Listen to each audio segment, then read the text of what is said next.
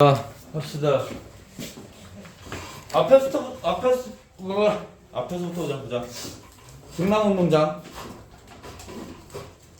스필이야. 스필이니까 뭐 어려운 얘기 없겠지, 그렇지? 자, 중심 소재는 등나무 운동장이고 주제는 가뭄을 통해서 만들어진 등나무 운동장에 대해서 글을 써봤대. 자, 자연이 원하는 집. 무주에는 공설 운동장이 있었다. 그러나 그것은 지금 등나무 운동장으로 다시 태어났다. 등나무 운동장을 만든 일은 내가 무주에서 10여 년 동안 한 일 중에서 가장 인상 깊고 감동적이며 나를 많이 가르친 프로젝트다. 한마디로 말해 모더니즘 건축이 놓친 자연과 인간의 교감과 감성을 내게 일깨워준 작업이다. 일반적으로 건축은 공간을 만드는 일이라고 알려져 있지만 궁극적으로 시간을 다루는 일이라는 것도 다시 한번 생각하게 한 중요한 작업이라 할 수 있다. 이렇게 쉬어갔고요. 자, 별 내용 없는데 여기까지는 지금 그치? 등나무 운동장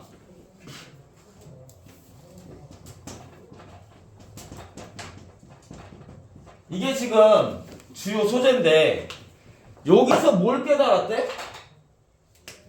얘가 나한테 뭘 알려줬대?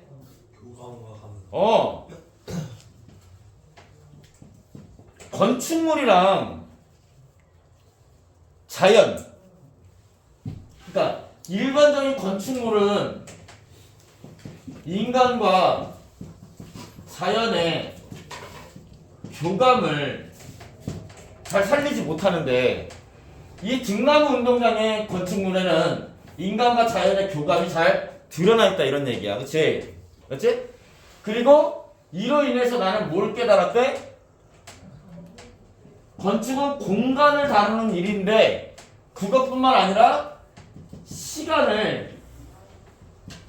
공간과 시간을 함께 다루는 일이라는 걸 또 깨달았지. 그걸 등나무 운동장을 통해서 깨달았대. 이해돼? 지금 현대 건축물은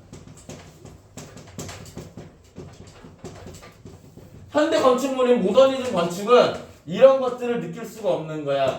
얘네는 교감이 없고 공간은 다루지만 시간을 다루지는 않는데 등나무 운동장은 이걸 함께 다 다룬다 이런 얘기야. 이해되지? 비교한 거야. 이해돼? 그러면 모더니즘 건축에서 우리가 놓쳤다고 하는 자연은 과연 무엇을 뜻하는가? 그 시작에서부터 건축은 자연과 필연적 관계를 맺고 있음에도 현대 건축은 자연을 본격적으로 대접하지 않고 조경이라고 하는 부수적인 측면에서 인공적으로 다루려고 했다. 즉 모더니즘 건축에서는 건축이 마치 자연 위에 군림하는 듯 했다. 우리가 건축에서 자연에 관해 다시 생각해야 하는 것은 모든 건축이 설사 도심에 건설된다 하더라도 자연이라는 큰 환경에서 벗어날 수는 없다는 점이다. 그리고 자연은 시시각각 변화하는 시간을 온전히 표현하는 여러 가지 능력을 지니고 있다. 자연은 그 자체가 변화이자 축적이며 지속이고 자라나는 것이다 라고 했어. 자, 여기서 지금 말하고 싶은 건 뭐냐면 모더니즘 건축에는 자연이 드러나는 경우도 있는데 진정한 교감 같은 건 이루어지지 않고 얘는 자연을 어떻게 이용하고 있어? 조경으로만 이용하고 있어. 오케이? 부수적인 차원에서만 이용한다는 얘기야. 그치? 근데 하자가 생각하는 건축가는 이게 옳다고 생각하고 있잖아. 그치? 맞아? 하자가 생각하는 올바른 건축가는 자연이 주인이 되어야지 결코 손님이 되어서는 안 된다. 여기서 손님으로 대우하는 게 결국은 조경 역할에서 끝나는 거야. 맞아? 그러니까 우리 건축물을 지을 때도 뭐 옆에 막 가로수도 막 심고 막 하잖아. 그치?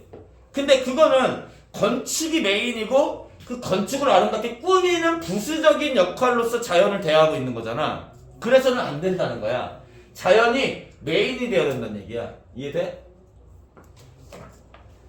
자, 이렇게 다소 추상적인 이야기를 섬세하게 이해하려면 무주의 등나무 운동장에 가보면 된다. 거기에는 자연과 식물만이 할 수 있는 놀라운 일을 볼 수 있다. 그것이 바로 운동장을 감싸는 등나무들이고 그들이 만들어내는 그림자 그늘이다. 등나무 운동장에는 등나무가 굉장히 많이 심어져 있나 보지? 그 등나무들이 주인이 되는 건축물이래. 그래서 그 등나무들이 만들어내는 이 그림자 그늘을 보면 이 건축이라는 게 공간과 시간을 함께 다루는 일이구나라는 걸 깨닫게 된대. 생각해보면 이런 거잖아. 등나무 운동장에는 등나무가 많겠지, 그치? 그러면 처음 등나무를 심었을 때는 이 등나무 운동장이 완성이 돼 있었겠어? 아니지. 이 등나무가 뼈대를 타고 올라와서 무성하게 넝쿨져야 그때 비로소 그늘이 완성이 되고 등나무 운동장이 제 기능을 하는 거잖아. 그치? 맞아? 그래서 건축이라는 건 이렇게 공간만 다루는 게 아니라 시간과 함께 점점 완성이 되는 과정이구나 라는 걸 이 등나무 운동장을 통해서 깨달았대. 이해됐어? 오케이. 공설 운동장 관중석을 뒤덮은 등나무 그늘은 그 자리에 앉은 많은 이에게 따가운 햇볕을 가려주는 것은 물론 봄에는 보라색 등꽃을 피워 이 세상 어느 곳에서도 체험할 수 없는 빛과 향기를 선사한다. 등나무 그림자와 그늘, 파란 하늘과 초록빛 잔디가 어우러진 풍경은 우리에게 자연의 위대함을 차분히 알려준다. 여기에서 건축은 등나무의 푸른 풍경이 펼쳐지도록 돕는 역할을 한다. 반복되는 단순한 경량 철골로 구축된 구조물은 그 자체가 거창한 일을 하는 것이 아니라 등나무가 자라려는 그 의지를 최대한 실현할 수 있게 지지하고 돕는다. 이해돼? 이 등나무 운동장에서 건축물의 역할은 메인이 되는 것이 아니라 등나무가 잘 자랄 수 있도록 도와주는 보조적인 역할을 한다는 거야. 그러면 주인은 누군 거야? 등나무, 자연인 거야. 이해되지? 자, 감흥. 그러면 무주 공설 운동장이 등나무 운동장으로 변신하게 된 까닭은 무엇인가? 과연 공설 운동장에는 무슨 일이 일어난 것일까? 1997년 어느 날 나는 무주에 회의를 하러 갔다. 회의가 끝나고 점심을 먹던 중 갑자기 무주 군수가 식사를 마치고 우리 같이 공설 운동장에 갑시다 라고 제안을 했다. 무슨 일인지도 모르고 따라 나선 나는 거기 무슨 일이 있는지요? 라고 물었으나 그냥 가보면 안다는 식으로 가볍게 대답을 했다. 그의 말에 반신반의하며 따라가본 운동장은 별다른 특색을 찾을 수 없이 평범했다. 지방 소도시의 조그만 공설 운동장이란 평소에는 한적하고 가끔 행사가 있을 때나 사람들이 모여드는 곳이다. 다만 무주의 공설 운동장은 초록 잔디를 정성스럽게 키워 넓게 펼쳐놓은 것과 주변의 자연 경관이 빼어나다는 점이 특별해 보였다. 지금 무주 공설 운동장을 봤는데 다른 공설 운동장이랑 좀 달라 보이는 점이 있더래. 그게 뭐야? 자연과 조화를 이루고 있는 그런 운동장이었던 거야. 그치?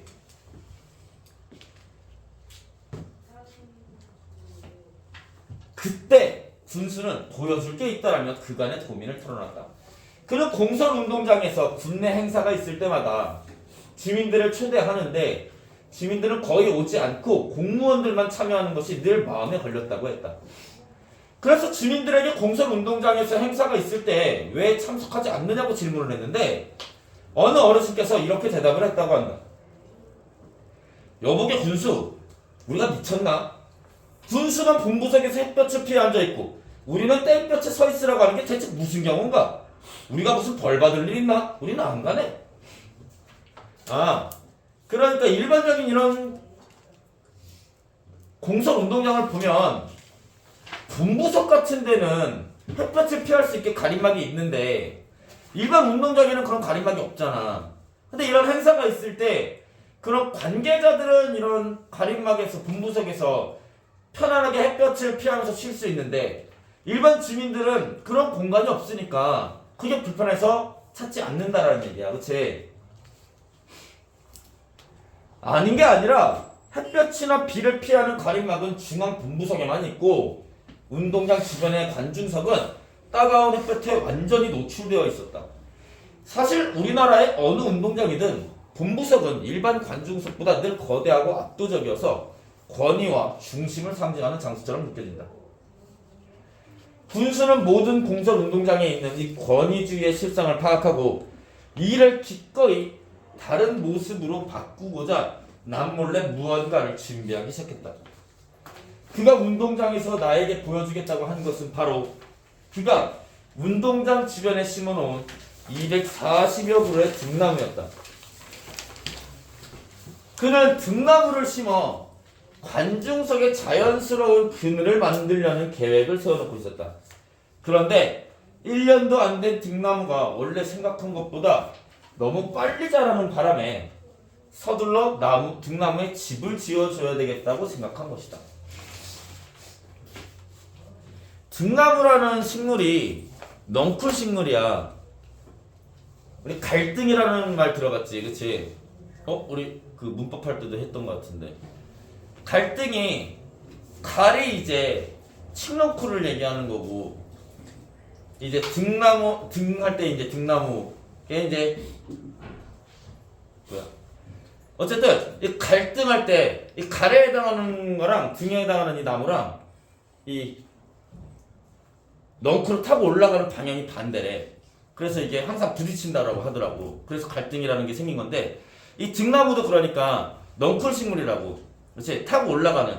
근데 지금 지지대가 없으니까 이게 굉장히 지저분하겠지. 타고 올라갈 데 없으니까 바닥에 막 이렇게 흩어져 있을 거 아니야. 그렇지? 나는 그의 아이디어가 굉장히 놀라웠고 허공에서 후적되는 등나무의 순을 보고는 감동하지 않을 수 없었다. 허공에서 후적거리는 수백 그루의 등나무 줄기는 마치 살려달라고 애절하게 호소하는 것 같았다. 의인법이야 이거는. 그치? 감흥이라고 했는데 지금 여기에서는 지금 첫 번째 감흥이 나왔어. 사람과 사람의 감흥이 하나 나왔어. 그치? 주민들의 마음을 군수가 읽은 거잖아. 그치? 맞아? 식물을 담게 설계하다. 더워. 잠깐만. 이렇게 덥지? 너무 덥지? 에어컨을 틀까? 리모컨이 어딨지? 문 열면 좀 시원하려나? 저 창문 열려있는 거였어. 근데 바람 한 점 안 부네? 이건 히터야. 이것도 빼야 되는데. 일단 해볼까? 식물을 담게 설계하다. 나는 대답했다. 그래 등나무들아, 내가 너희한테 집을 지어주마. 그러면 너희는 근사한 그늘을 만들어다오. 그러면서 생각하는 것은 두 가지였다. 하나는 어떻게 하면 최대한 공사비를 줄일 수 있는가 하는 점이고, 다른 하나는 어떠한 구조물이든지 식물이 초대되는 집이 아니라 식물이 주인이 되는 집이 되게끔 배려할 수 있는가 하는 점이었다. 즉 완공된 후 구조가 드러나기보다는 오히려 등나무들이 마음껏 자라서 마치 구조물의 주인이 된 것처럼 보여주고 싶었다. 이해돼? 그러니까 건축을 하되 내가 건축한 그 구조물이 돋보이지 않고 그냥 등나무들이 잘 자랄 수 있는 지지대 역할 정도만 하면서 등나무를 잘 돋보일 수 있게끔 하는 구조물을 만들고 싶었다는 거야. 이해되지? 이 두 요소를 모두 충족하는 방법은 식물을 담게 설계하는 것이었다.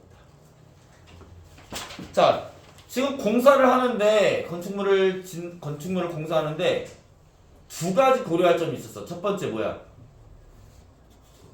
재료비, 그렇지? 공사비. 두 번째 등나무를 잘 돋보이게 할 수 있는 거, 그렇지? 근데 두 가지 다 해결책은 뭐였대? 식물을 함께 설계하자. 이 건축물을 식물처럼 설계하자 이런 얘기였어.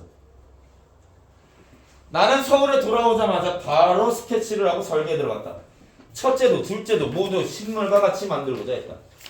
등나무는 여러 줄기가 모여서 타고 오르는 식물이니 작은 것들이 합쳐지는 구조를 선택하기로 했다.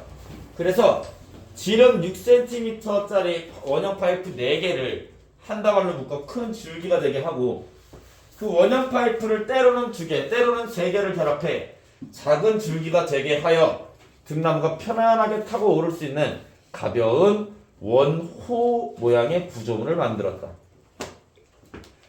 즉 구조 자체를 등나무의 구조와 닮게 하려고 원형 파이프를 여러 개 결합했고 등나무가 관중석 방향으로 자랄 수 있도록 윗부분의 구조를 원호 형태로 만들었다. 이해돼? 그러니까 등나무 자체가 구조물을 타고 오르는 넝쿨 식물인데 등나무도 자라면서 큰 줄기가 나올 거고 큰 줄기에서 또 작은 줄기가 뻗어 나올 거고 그런 식으로 타고 오를 거잖아, 그치? 그래서 이 구조물도 큰 줄기를 상징하는 이 6cm 지름의 원형 파이프 4개를 묶은 다발 큰 줄기로 해서 그것들을 때로는 2개씩 때로는 3개씩 갈래로 묶어서 작은 줄기가 타고 오를 수 있게끔 그런 식으로 만들었다는 얘기야. 이해되지?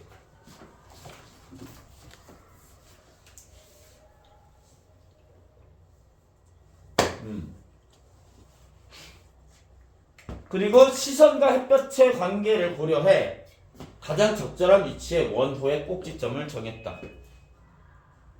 그러니까 타고 올라서 이게 지금 가림막을 만들어주기 위해서 한 거잖아, 그치? 그래서 타고 올라서 이런 식으로 햇볕을 가리는 차량 역할을 할 수 있게끔 타고 오를 수 있게 하는 거야, 그치? 그래서 이런 식으로 원호 모양을 할 수 있어야 되는 거고, 맞지? 그리고 시선에 장애가 없도록 그걸 고려해서 잘 잡아줘야 된대. 이해되지? 구조물의 단면을 그리면서 모든 것은 명확해졌다. 나는 최소의 것으로 최대의 일을 할 수 있겠다는 자신감을 얻었다. 상세한 내용을 모두 정하고 물량까지 계산하는 데 걸린 시간은 서너 시간 정도였는데 나는 거의 무아지경에 빠져 즐겁게 집중할 수 있었다. 이런 일을 그렇게 순식간에 집중해서 해결할 수 있었던 것은 두 가지 감흥이 겹으로 작동해서가 아닌가 싶다. 하나는 군수가 주민에게서 얻은 사람과 사람의 감흥이었고 또 다른 하나는 내가 허공을 허우적대는 등나무 순에서 얻은 감흥이었다. 바로 사람과 자연의 감흥인 거지.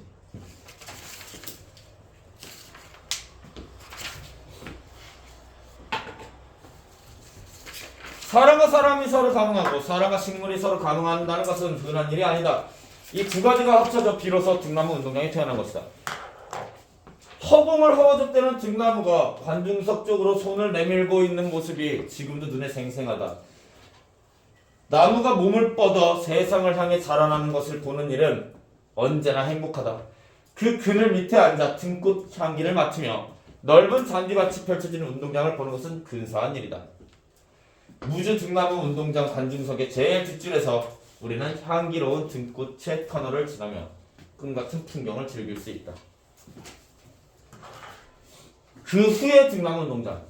등나무 운동장 프로젝트에서 건축가가 한 일이라곤 기껏해야 등나무가 자라나는 구조물을 만든 것에 불과하다. 나머지는 모두 자연에서 일어난 일과 서로 긴밀하게 결합하면서 완성된다.